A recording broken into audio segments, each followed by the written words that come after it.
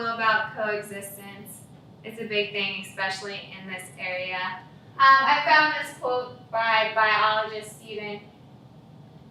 Please correct me if I pronounce his name wrong, but Herrero. I don't want to mispronounce anyone's name, but there's quote, "There's no question that it's possible for people and bears to coexist without serious problems if we're willing to manage our food and garbage." So like I said earlier, bears are extremely intelligent. If they find a food source, they'll remember where that food source is unless they get scared away, which is why we're seeing them a lot in towns and communities. They find that food source but are not getting scared away, so they're coming back. So would anyone like to share maybe what your community does, if you're local, and then I can give you some tips about how we can prevent bears from coming into our personal space, even though Mildred thought that was a great idea.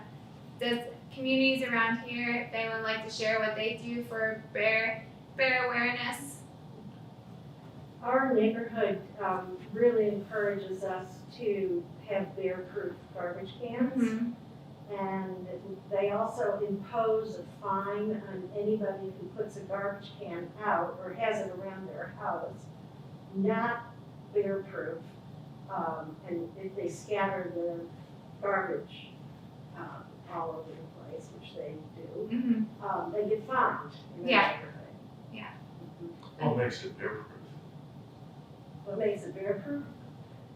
There's a locking system that I'm not sure how it works, but there's a locking system that they literally cannot maneuver.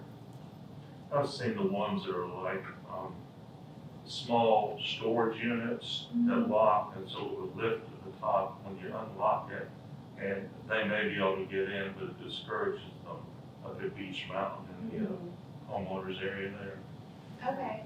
I know at grandfather we do have the the trash cans outside where you have to undo the latch to pull them up.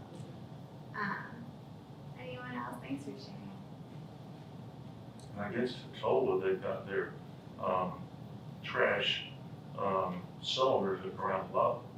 He just step on it and it opens, and that may be difficult. I don't know if I've ever saw this before. I was looking into I this. think one of the biggest attractions, you may have mentioned this earlier, bird feed. So you'll have some in your backyard if you feed birds. Yeah, every day on grandfather we put the bird feeders out, and every day we bring them back in. There was so the construction at the museum right now.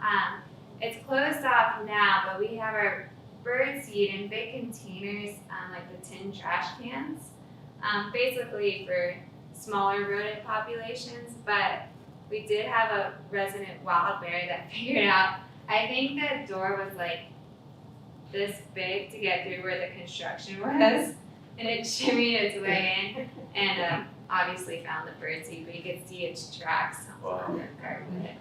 But yeah, bringing in bird seed. Another big one, and it's something that,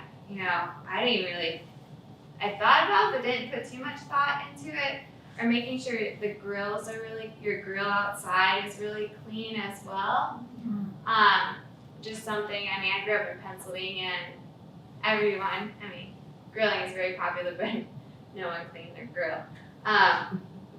And then enclosing the compost as well are just some great ideas. If you do happen to see a bear in your area, just make yourself big, make yourself loud. I've recently listened to some ideas about bear bells, how they're not actually helpful, but could be harmful, not harmful, but not have any effect, just with the frequency of the bear bells. So I think they're still looking into research, and maybe someone in this room's heard otherwise, but from a recent research paper I read, the bear bells were not effective, but just making yourself loud and big, they don't want anything to do with us unless they're with their cubs, and it's just for protection. Have you heard about the whistles, the bear whistles? Yeah, the frequency, I don't know I think they're looking into it. It's like something that just might not be enough to actually frighten them away. But anything you have to make noise is not going to hurt by any means. So if you have a whistle or my keys that jingle while I'm walking, anything like that, just to make yourself present in their country. I just always tell myself it's their home, all right? It's not my home. I'm the one that came in here, built this, or I didn't build anything, but came in here and on their territory. So just some things to think about.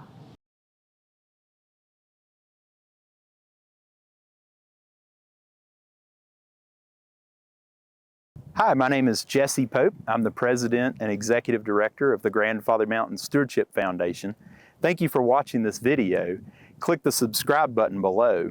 And to learn more about Grandfather Mountain, visit grandfather.com, and you can support our mission there to inspire conservation.